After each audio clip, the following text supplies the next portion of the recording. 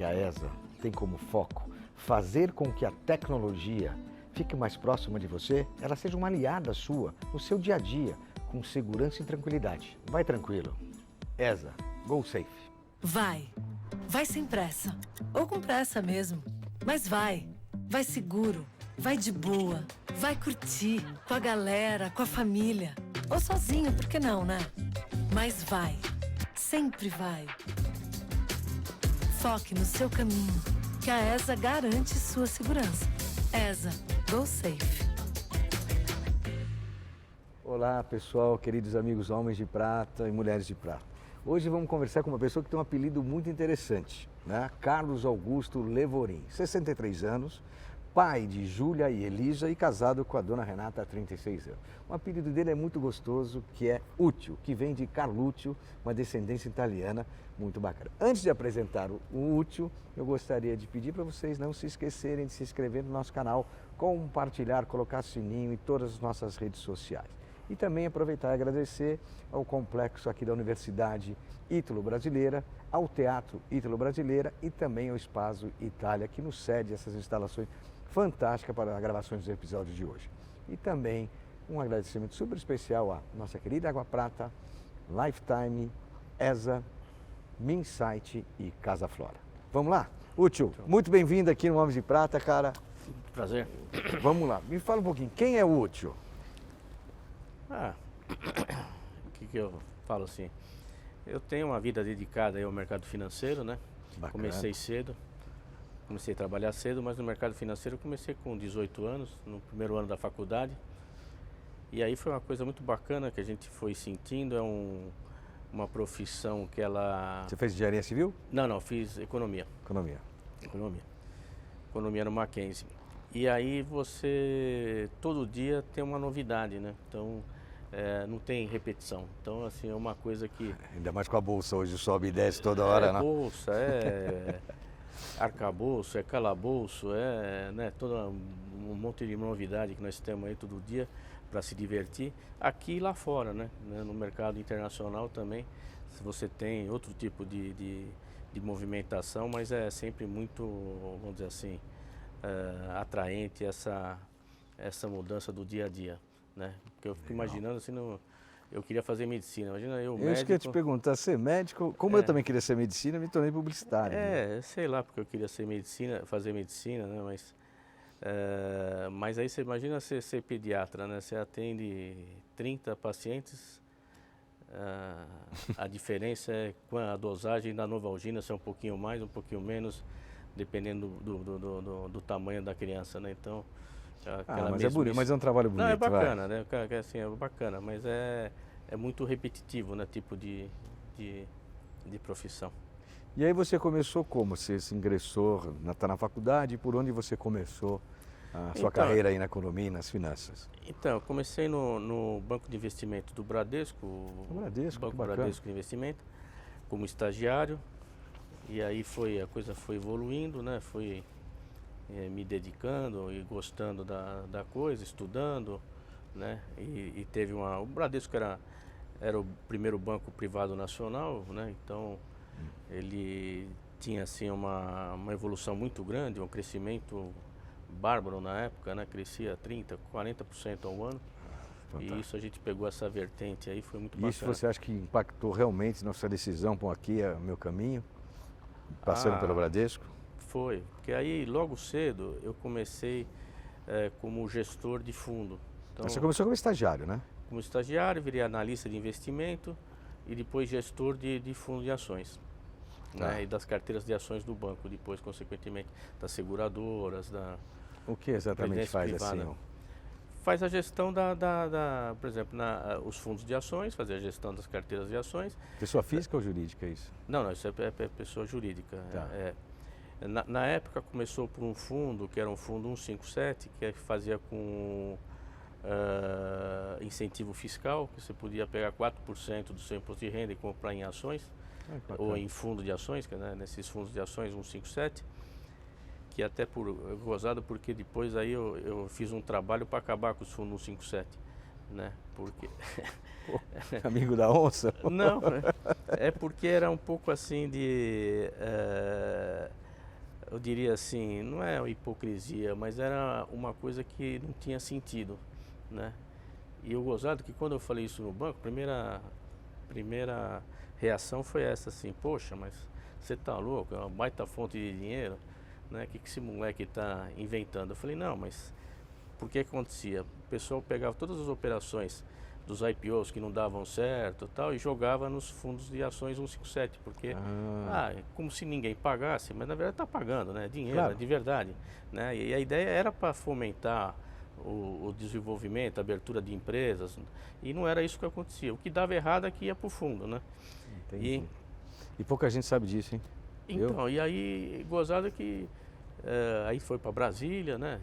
Fiz lá uma explanação, o banco comprou minha ideia. No Bradesco ainda? No Bradesco. O Bradesco tem uma coisa assim, muito bacana, assim, o seu Aguiar, ele não tinha essa ideia de malandro, né? Quer dizer, ele queria ganhar o dinheiro dele dentro da... Era um banco popular, né? Não, mas era honesto e não era um banco de oportunidade, oportunista, né? E aí essa ideia foi que os caras olharam e falaram assim, pô, esse tipo de fundo realmente o pessoal cobrava mais caro. Tinha banco que cobrava 12% ao ano de taxa de administração. O Bradesco cobrava 4%. E você saiu de lá, foi para onde? Para o Fator? Para Fator. Aí foi para Fator. E qual a experiência que você teve lá até você montar a sua empresa? Foi uma experiência muito bacana também, deu para desenvolver um negócio aí, pô, saí de um jumbo, né, e entrei num aviãozinho menor na época. E foi assim, um desafio você fazer a coisa virar. Aí chegou uma hora ali que você fica naquele dilema entre patrão e empregado, você acha que ganha pouco, o patrão acha que paga muito, né? Normal. Normal. E aí resolvi montar minha própria corretora. Que é o que você tem até hoje? Não, eu montei minha corretora, aí foi um caso de sucesso também, uma corretora, ela chegou a ser primeira no ranking do Bovespa em termos de volume, né? Pode falar o nome, não sei se... A Síntese Corretora. Síntese, Você estava com quantos anos nessa época? Estava com 32. Novo, hein? Novo para montar, né? Virou banco. Bacana, aí parabéns. A gente vendeu para a Merrill Lynch.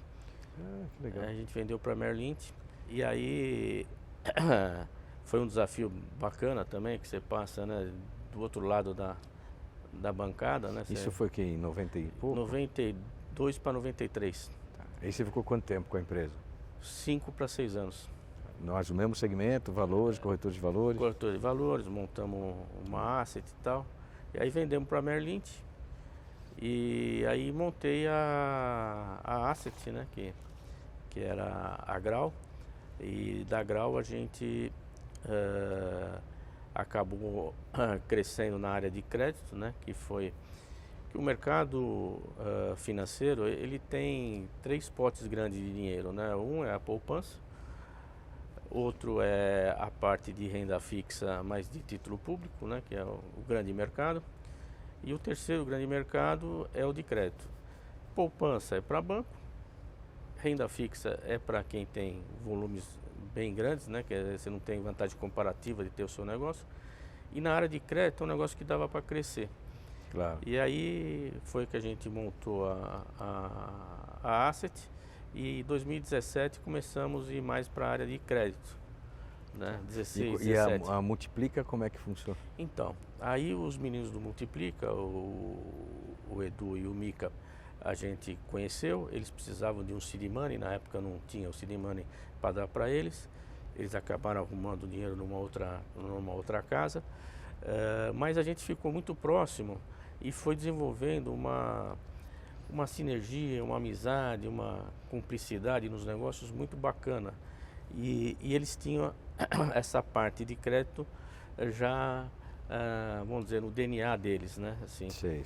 E o Edu, ele é do interior e de uma família do agronegócio, e acabou isso impactando e levando a gente a enxergar outras vertentes no agronegócio.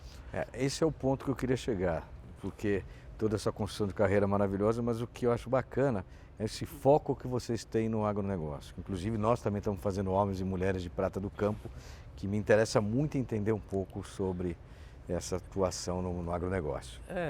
Então, o agronegócio é uma coisa que evoluiu muito nos últimos anos no Brasil. Eu acho que você está na terceira, quarta geração dos empresários do agro, né? Então vem uma pessoa com muita tecnologia, muita inovação no agro. É impressionante. É impressionante, isso muito bacana. E a gente está pegando esse filão, né, de crescimento, que eu acho que é onde o Brasil deve permear o rumo dele. Vai dar muito tempo ainda, né? Por muito tempo. Então, para você ter uma ideia, eu acho que o agro esse ano cresce de 7% a 8%, o PIB do agro.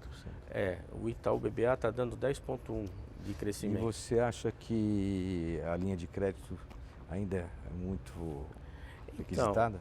Então, ela é apertada, né? Você precisaria de ter mais linhas de crédito. Não só a linha de crédito, o serviço, né? Como um todo, para o pessoal do agro, ele ainda é limitado. E o que vocês prestam de assistência assim, para o agro hoje? A gente, vamos dizer, modula as operações conforme as necessidades dos clientes, né? A gente é muito forte na exportação, é um filão que a gente pegou e está indo bem. A gente tem um FIAGRO, junto com a Ecoagro, que é um fundo que financia as revendas, então insumos, né, fertilizantes, defensivos, sementes, toda essa parte. Então você faz o pré, porteira? Antes da porteira e depois da porteira, né? A gente não corre o risco da safra. Da safra, tá. Que aí é complicado. Você faz a preparação e depois a distribuição, um canal de vendas. E a exportação onde é nosso forte. Isso você utiliza a bandeira Multiplica? Multiplica. São os fundos. O FIAGRO é conjuntamente com a Ecoagro, que é uma securitizadora. É a securitizadora que faz aí quase metade dos CRAs do Brasil. E qual atividade assim dentro do agro que mais precisa crédito hoje dentro do agro? É a parte de pecuária, soja? Todas, grãos, né? Grãos, pecuária também precisa, os frigoríficos, né? Que é onde a gente atua mais. Frigoríficos? Porque a gente atua na cadeia do agro, né? Então, no caso frigorífico, é processador, é onde a gente também atua aí de maneira mais contundente aí. E não para de crescer, né? Não para de crescer, isso é bacana, você tem um risco de fraude menor, né? Então, que é um problema, né? Para o crédito você... calote, né? Calote, fraude. Mas na indústria, você vê, hoje a JBS já se tornou a primeira empresa de alimentos do mundo, né? E de alguma maneira você deve participar desse processo aí da alimentação como um todo. É que é outro patamar de tomador, né? A JBS... eu falei que JBS, mas outros, né? Não, mas tem algumas coisas que a gente poderia estar fazendo junto. Calhou de não fazer ainda, né? Mas eles têm muita parte no exterior. Hoje é 75% do faturamento deles está fora do Brasil, né? Estados Unidos, eu citei assim, pelo tamanho do agro, né? O quanto eles representam, mais pelo tamanho do agro. Eles são grandes. Para ter uma ideia, assim, o agro esse ano vai produzir uns 310, 315 milhões de toneladas de grãos. Até 2030, 2035, a gente deve chegar em 600 milhões de toneladas de grãos. 600 milhões. Isso prevê o que? Um faturamento de hoje, no dia de hoje? Nós estamos falando num faturamento de 600 bilhões de dólares. Pouquinho, né? Isso que a gente tem no bolso aqui, 600 bilhões de dólares. Você vai ser quase em 2035 deve chegar, dependendo, se os preços ficarem nos níveis que estão, você vai chegar nesse faturamento. Que bacana. E de cada 5 pessoas em 2035, 4 vão estar morando num país importador de alimento. Que bacana, importador. Então pra gente é fantástico. Para o Brasil é um baita caminho. E o golfe agora? Muda tudo. E o golfe? Muda tudo. Pô, falar que você é um cara que só faz rolemã, essas coisas. Não, imagina. Não sou grosso no golfe, mas o gostoso do golfe é que você não precisa ser muito bom para jogar, né? É gozado que assim, o golfe é o esporte. Socializa também, né? O golfe socializa bastante. Eu já fiz de tudo esporte. Sempre fui nunca fui atleta, mas sempre fui um esportista. Um fazedor de esporte. Mas atleta nunca fui. Mas eu já joguei handebol, futebol, jogava bem, skate, surf, squash, tênis. Que bacana. E o pior esporte que eu faço, que eu fiz, né, é o golfe. E é o esporte que eu mais tenho. O pior esporte? É. Aí você pega boa. Você tem uma medalha, uma coisa de futebol, que era o que eu melhor fazia? Não tem. De squash, puta, eu nunca cheguei numa final de squash, sempre caía na semi, né?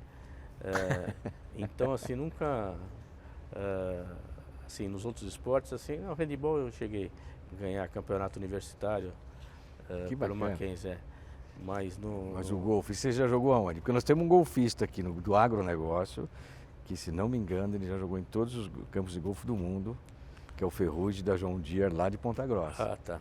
Esse é fera. Eu joguei em bastante campo, assim, logicamente, o maior contingente de campo de golfe nos Estados Unidos, né?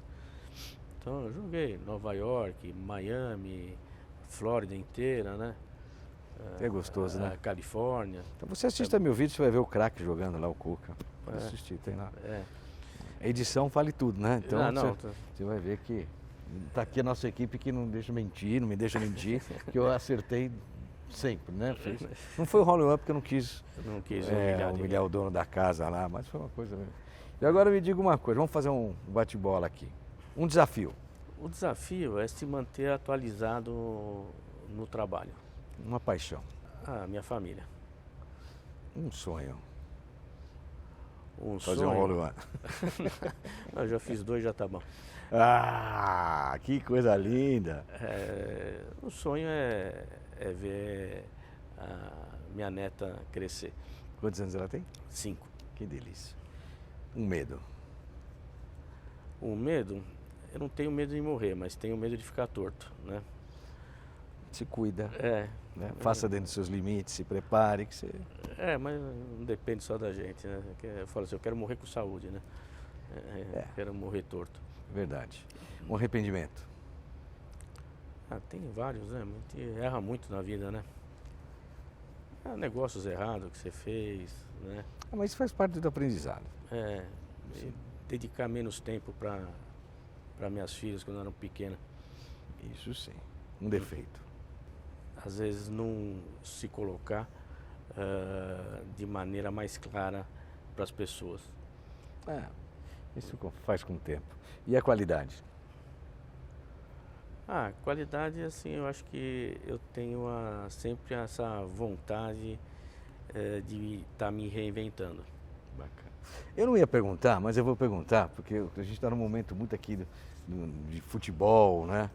E fala-se tanto do grande time que é o Palmeiras, que infelizmente perdeu. Eu não sou palmeirense, mas perdeu de um outro grande time que é a Água Santa essa semana. Essa entrevista está sendo gravada aqui na primeira semana de abril, no qual o Palmeiras perdeu para o Água Santa no primeiro jogo da final. Acredito que vai passar no próximo jogo. E mais que parece, tem Crefisa, tudo, mas esse cara aqui emprestou um dinheiro para o Palmeiras. Como é que é isso? Após a venda do Mateuzinho? Então, emprestou dinheiro para o Palmeiras, tá vendo? Estou falando que o Palmeiras tem dinheiro. Na verdade, os FDICs, que são os fundos de direito creditório, eles adiantam contratos, né? E quando a gente começou a fazer as operações de exportação, apareceu na mesa a operação do Mateuzinho, que foi vendido para o Barcelona, e foi no meio da pandemia. 2019. 2020 ali. 20. E aí o Palmeiras precisou de adiantamento e a gente fez o adiantamento do Mateuzinho, dessa parcela do Barcelona. Uma das parcelas, né? Que foi de 3 milhões de euros. Foi bacana. Isso rendeu aí uma operação junto com a Indegame, que é uma empresa do BTG. Bacana. E a gente está fazendo um fundo exatamente para esse tipo de operação, que surgiram outras, né? A gente já fez mais. Bacana. Surgiram outras para fazer. Ele está no futebol não como jogador, mas também como um grande máquina propulsora de dinheiro para esses caras. Gente, muito legal. Tem que te dar uma lembrança aqui da nossa querida Água Prata, são as águas tônicas e Clube Soda. Espero que você aproveite, é pessoa muito gostosa. Você experimente todos, depois você me fala, aí eu peço para você lá, não é Rubens Fechini, tem que mandar para ele. Pessoal, conversei aqui com Útil, Carlos Augusto Levorin, pessoa muito quietinho, mas ele é fantástico, tem histórias fantásticas, tem um conhecimento financeiro impecável, invejável, com a empresa dele, a Multiplica. Muito obrigado. Obrigado. Não se esqueça de se inscrever no canal, compartilhar, colocar sininho, ir nas nossas redes todas e nos ajudar a cada vez mais crescer a nossa audiência. Um agradecimento especial à Ítalo Brasileiro, à Universidade Ítalo Brasileiro, Teatro Ítalo Brasileiro e todo o complexo do Espaço Itália. E claro, não poderia deixar de agradecer nossos patrocinadores Água Prata, ESA, Minsight, Casa Flora e Lifetime. Forte abraço a todos. Homens de Prata, uma geração de valor. Bye, bye.